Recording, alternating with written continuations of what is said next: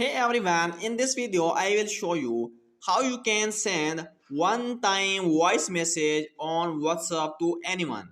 It means that when you send one-time message to someone, when they play your message, when they listen message, after that voice message will be disappear.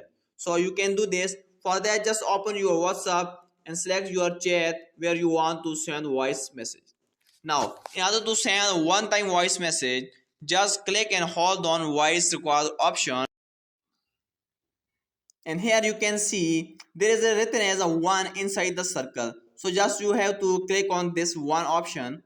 When you click on this option will turn into a green. And now it's you can read also it's one-time message. So now after record your message and just simply click on this send. Now this is a one-time message and you can see it's written as voice and it's written as a 1 inside the circle. Now when I will open this voice message, when I open this, you can this. After this it will be this way. You can see now this voice message is not available here. So here this is the way you can send one-time voice message to anyone.